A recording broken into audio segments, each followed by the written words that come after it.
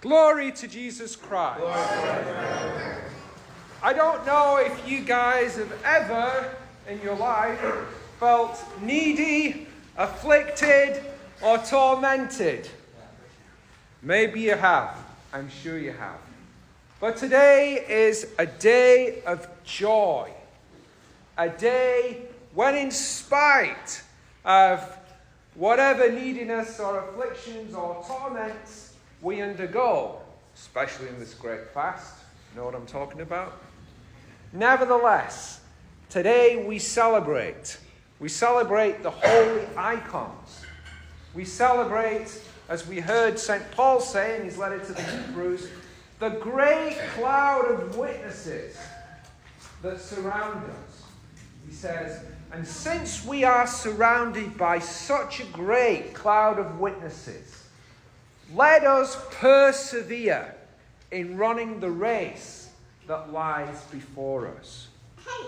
Today, in the holy icons whose triumph we celebrate, we are surrounded by all these holy saints who finished their race. They might have finished their race, but they're still doing something. They're cheering. They're cheering for you. They're cheering for me. They're praying for you. They're praying for me. They're cheering us on. And St. Paul says, therefore, keep your eyes fixed on Jesus and run the race that is set before you. We're all running a race now. We're all in the arena of the great fast. We're all athletes in training. And whether your training has been going great or not so great, keep your eyes fixed on him and keep running that race that lies before you. How do you do that? By faith. That's what we heard in the readings. By faith, Moses. By faith, he did this. By faith, he did that. By faith, Abraham. By faith, Gideon. By faith, Barak, Samson, Jephthah. By faith, David, Samuel, and the prophets. Faith is how they ran their race. And faith is how they won their crowns. And St. Paul also reminds us that Jesus himself ran the race. Jesus himself endured the cross. He says, for the joy that was set before him. Our faith, our trust, just like Jesus, is in the joy that is set before us. And so the whole theme of the readings today is joy. This is a time of joy.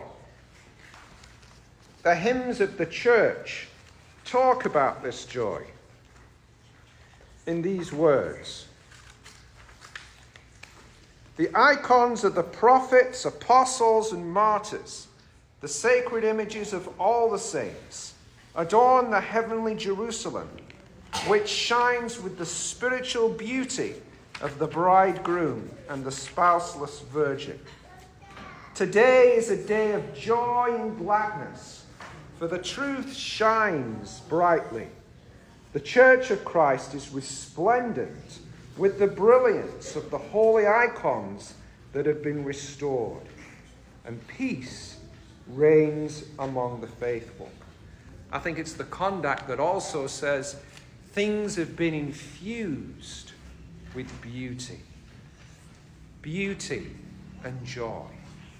That's why we run the race. That's why we keep our eyes fixed upon Jesus. And what a reward it is that we look forward to. St. John Chrysostom talks about this reward, and he says, what language, what intellect can represent that blessedness and virtue, that pleasure, that glory, that happiness, that splendor, that no eye has seen, no ear has heard, nor has the heart of man even imagined what God has prepared for those who love him. God freely bestowed on us so great favors: paradise, familiar relationship with God's own self, immortality, a life happy and free from cares.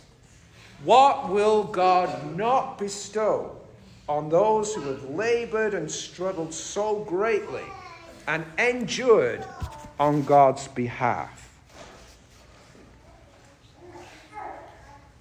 That reward is tremendous and beautiful.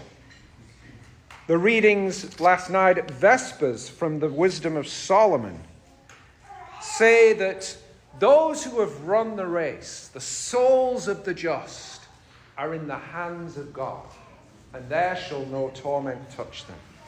He says their hope is full of immortality. They shall be greatly blessed, because God tried them and found them worthy of himself. They shall shine. And he goes on to say that they shall receive a splendid crown, a beautiful diadem from the hand of the Lord, who will shelter them with his right hand and protect them with his arm. Boys and girls, dear friends, brothers and sisters, there is a splendid crown. There is a royal diadem waiting for you and for me at the end of this race. It doesn't matter how needy, afflicted, or tormented you find yourself. Keep your eyes fixed on Jesus, and you too will win the crown. Today, amongst the many things we celebrate the victory of these 40 holy martyrs of Sebastia in Armenia. You can see them all. And they're there in water, and I'll tell you why. This legion of 40 soldiers in the Byzantine Empire, they were all Christians. But the empire was divided between two rulers, one of whom was Christian, that's Constantine, and one of whom was not, whose name was Licinius, who was a nasty piece of work. As an aside, I will never forget my grandfather bought me a Roman coin and took me to a museum so we could find out more about it. And he said, "Oh, this emperor is Licinius. He was no good." And I went, "Oh, I wish he'd have been perhaps a better emperor." And I don't know what happened to that coin. But Licinius was a nasty piece of work, and he decided he didn't want Christians in his army. And he knew that this legion, all 40 of them, were dedicated, zealous, and holy Christians. So he tried to tempt them, ask them nicely to give up their faith. Come on, you want the respect of the emperor. The emperor is very rich. He can give you money and gold and prestige and power and position. And they weren't interested. Not even a little bit. So he thought, right, I tried the carrot and that didn't work. Let's try the stick and throw them in jail. So he threw them in jail. What do you think they did in jail? They prayed. They sang psalms. And they heard the voice of the Lord saying to them, "Persevere until the end, and you will be saved. Be brave and fear not, for you shall obtain imperishable crowns." That was what the Lord said to them, and it's also what the Lord says to us. Be brave and fear not, and you too will win imperishable crowns. So in the end, he had them thrown in an icy lake. It was the middle of winter, the coldest part of winter. And he had his guards throw them all into an icy lake, naked, so that they would freeze to death. But to torment them, he had a hot tub set up. A nice, warm hot tub on the side of the lake, and said, anybody who wants to give up this stupid Christian faith can get out of the lake, get out of the freezing icy cold, and go straight to my nice hot tub. How about that? And as they got so cold that they were turning blue. Their fingers, their feet, all of them were turning numb. One of them gave up, and he ran into the hot tub, but he was so cold that it killed him. And then there were only 39. But the guards who were there to keep them from coming out of the water, they were watching. And they saw the faith of these holy soldiers who were going to stay in the water, even though they knew they would die. And one of the guards, whose name was Aglaeus, was so impressed that he said, I too believe in this God that gives you such strength.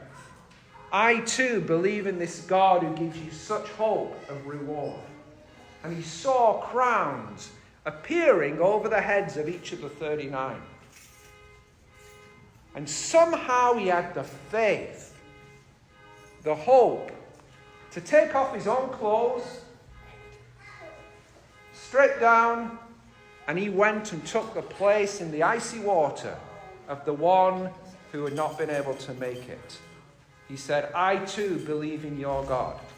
And we can see here in the icon, Aglaeus being baptized, as in his own martyrdom he becomes a Christian. We know the names of each one of these holy 40 martyrs. They're all written down for us. And as you would expect in a list of names from soldiers serving in the Byzantine Empire in that part of the world, they're a mix of Latin names and a mix of Greek names. I think it's wonderful that we know their names. I want to read at least a few of their names to you, to remind you that these are real people, and that all of these saints and witnesses that you see around us are also real people. The 40 martyrs: Kyrion, Candidus, Domnus, Hezekias, Heraclius, Smaragdus, Eunochius, Valens, Vivianus, Claudius, Priscus, Theodoros, Eutychius, John, Xanthius, Helianus, Sicinius, Meliton, Aglaeus, etc., etc. All of these were real people who decided to look to the reward, to look to the crown, to persist through being needy, afflicted, and tormented, and to keep their eyes fixed upon Jesus and win the race. Aglaeus, a crown appeared over his head, and he too was received into the joy that was set before him. By faith, Aglaeus. By faith, each one of those 40 martyrs. By faith, Moses.